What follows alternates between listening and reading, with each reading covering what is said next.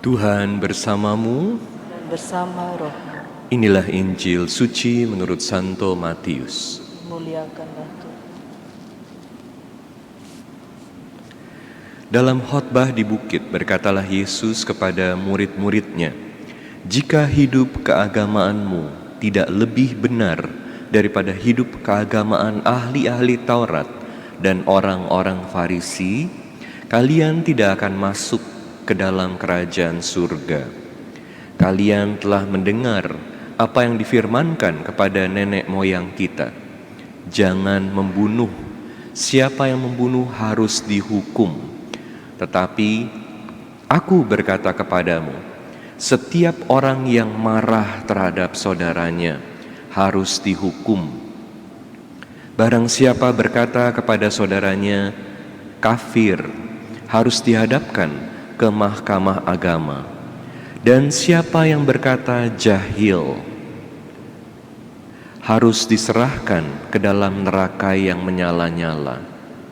Sebab itu, jika engkau mempersembahkan persembahan di atas mezbah, dan engkau teringat akan sesuatu yang ada dalam hati saudaramu terhadap engkau, tinggalkanlah persembahan di depan mezbah itu, dan pergilah berdamai dahulu dengan saudaramu, lalu kembali untuk mempersembahkan persembahan itu. Segeralah berdamai dengan lawanmu selama engkau bersama-sama dengan dia di tengah jalan, supaya lawanmu itu jangan menyerahkan engkau kepada hakim, dan hakim itu menyerahkan engkau kepada pembantunya, dan engkau dilemparkan ke dalam penjara. Aku berkata kepadamu, sesungguhnya engkau tidak akan keluar dari sana sebelum engkau membayar hutangmu sampai lunas." Demikianlah Injil Tuhan. Terpujilah Kristus. Jika engkau mempersembahkan persembahan di atas mezbah, dan engkau teringat akan sesuatu yang ada di dalam hati saudaramu terhadap engkau, tinggalkanlah persembahan di depan mezbah itu, dan pergilah berdamai dahulu dengan saudaramu. Saudara-saudari saya yang terkasih dalam Kristus, dalam Injil hari ini kita mendengarkan salah satu perintah Yesus yang kita perlu lakukan selama masa pantang dan puasa ini: berdamai dengan musuh kita. Dalam perintah ini Yesus mengingatkan saat kita berdoa, saat kita menghadap Tuhan, mempersembahkan persembahan kita, dan kita teringat akan apa yang kita lakukan pada orang lain, sehingga orang lain ini terluka, sehingga orang lain ini dalam hatinya ada ganjalan terhadap kita, kita perlu berdamai dengan orang itu. Jadi perintah ini bukan perintah untuk memaafkan. Tentu perintah memaafkan ini sangat penting. Sebelum kita menghadap Tuhan, kita perlu memaafkan orang lain.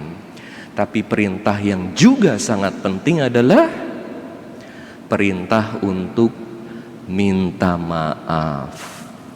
Jadi sebelum menghadap Tuhan, kalau kita tahu di hati orang lain ada ganjalan terhadap kita, pergi berdamai dahulu. Tentu untuk minta maaf juga tidak mudah. Kenapa minta maaf tidak mudah? Kenapa untuk melihat ganjalan yang ada dalam hati orang lain ini tidak mudah? Romo, bagaimana saya bisa tahu orang lain ini ada ganjalan di hatinya terhadap saya atau tidak? Makanya hal pertama yang kita perlu latih adalah kepekaan. Harus peka terhadap perasaan orang lain. Seringkali konflik, perpecahan ganjalan dalam hati kita terjadi yang kita sebabkan pada orang lain karena kita tidak peka terhadap perasaan orang lain. Kita tidak mau berpikir apa sih yang orang lain rasakan. Tapi puji Tuhan, dalam doa ketika kita juga hening menghadap Tuhan, memeriksa batin kita, di situ kita melihat, iya ya, tadi kenapa ya saya kok ngomong sama dia begitu? Kenapa ya sikap saya kok begitu? Pertama, kita perlu peka terhadap perasaan orang lain. Kalau sudah peka, lalu apa? Hal kedua yang dibutuhkan adalah kerendahan hati.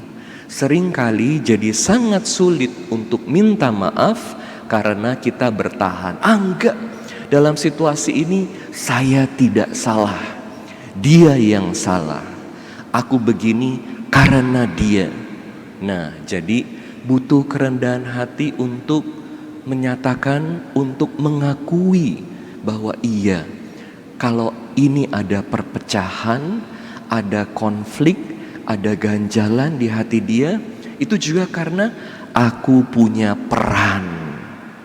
Dalam keluarga seringkali terjadi perpecahan, tidak ada damai. Kita bisanya salahin orang lain terus karena kita tidak ada kerendahan hati untuk melihat, iya, di sini aku salah. Yang ketiga, kalau udah mengakui kesalahan, harus bersedia berkorban supaya jadi baik lagi. Apa yang aku bisa lakukan? Ini juga untuk menunjukkan bahwa permintaan maaf kita ini sejati, bukan palsu. Jadi apa yang Anda bisa lakukan untuk memperbaiki situasi ini? Seringkali itu berarti harus memberi waktu lebih, harus melakukan sesuatu keluar dari diri kita buat orang itu. Undangannya buat kita selama masa pantang dan puasa ini, selama masa prapaskah, adalah supaya kita bisa membangun hubungan, menjalin hubungan yang baik, mengembalikan, menyembuhkan hubungan yang rusak dengan orang-orang yang penting dalam hidup kita, dengan sesama kita. Berbahagialah yang membawa damai.